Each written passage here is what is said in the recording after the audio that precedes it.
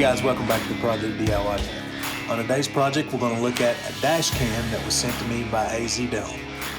Let's get started.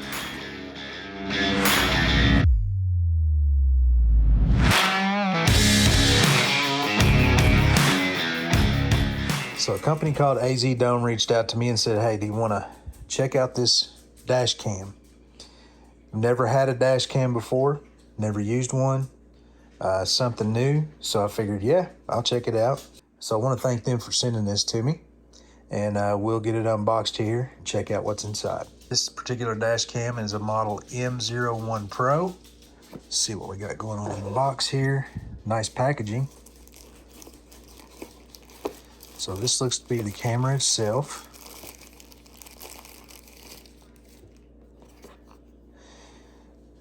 First impressions. This camera is kind of heavy and feels very sturdy. Looks like on the side here we have a SD card and some buttons. We'll go through what all the buttons are and what they do.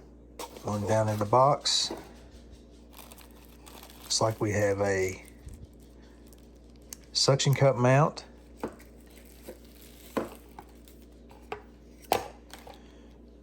which is nice.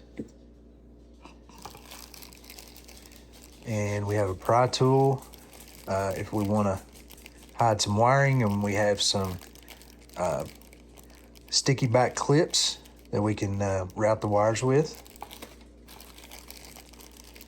And here's some cabling. This looks like power cable, USB power cable for that.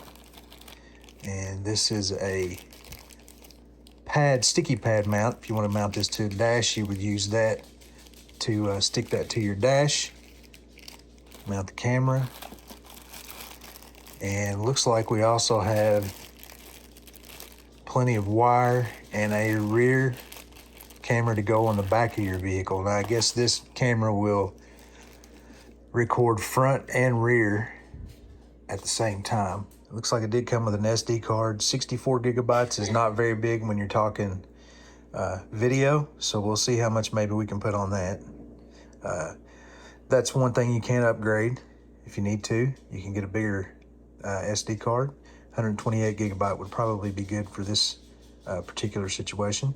We also have the power plug. It does have an additional outlet on it, so you plug that into your cigarette lighter. I think now they're called power ports. We don't really have cigarette lighters anymore, but I'm from the old school time when they were called cigarette lighters. We have the owner's manual. And this is a piece of clear plastic. Not sure what this is for. We'll have to look in the owner's manual and see. All right, owner's manual.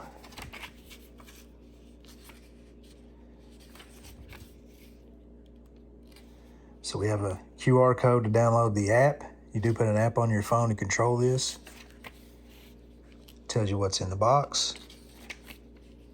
Specifications. All right, so specifically I'm looking for video resolution, 1080p, 1920 by 1080, or 720p, 1280 by 720. And the 1080p is going to take up more room, of course. 780p, if you don't need a really clear picture on yours, then you can save some space on your SD card. The camera itself is 2 megapixels. It does record audio.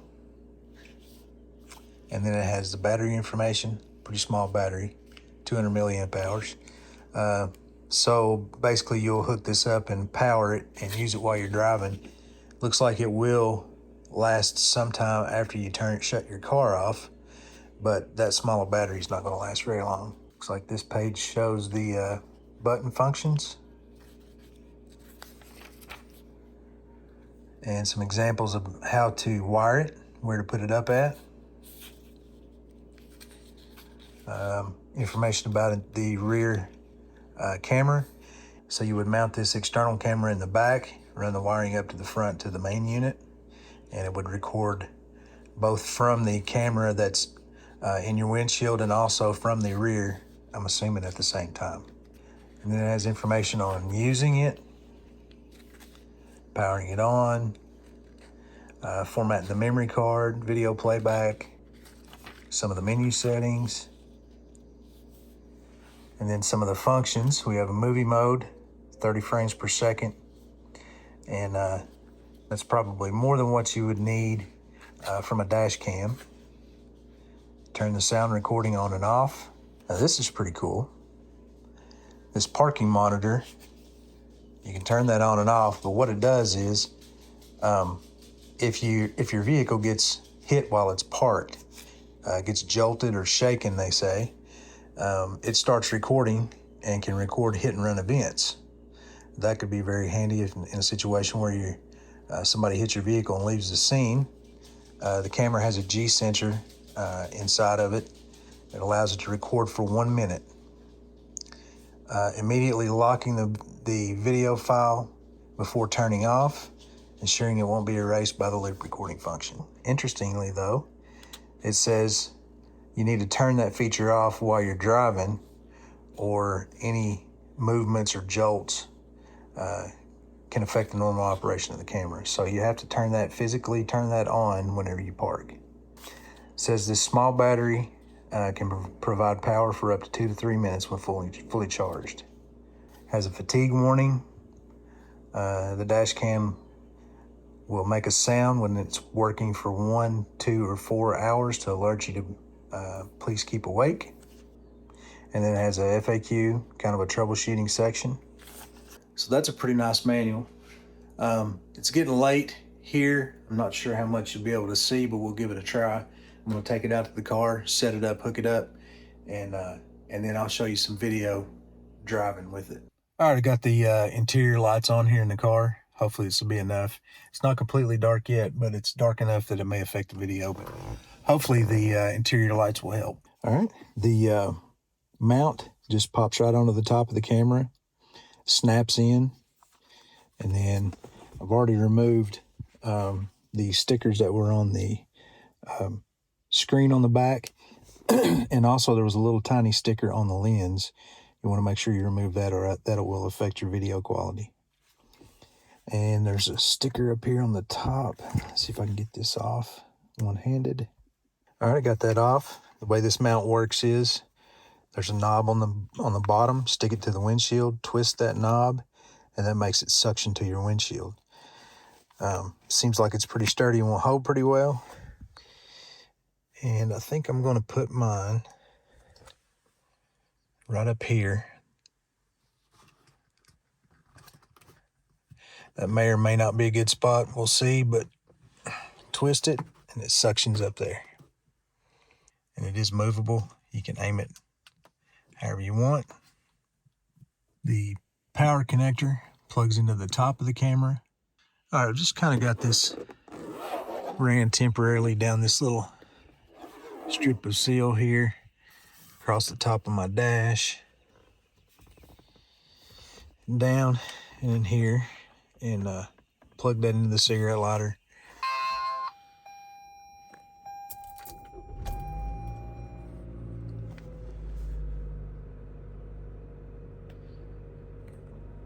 All right, when it first turns on, it does make an annoying beeping noise that I probably will have to figure out how to turn off.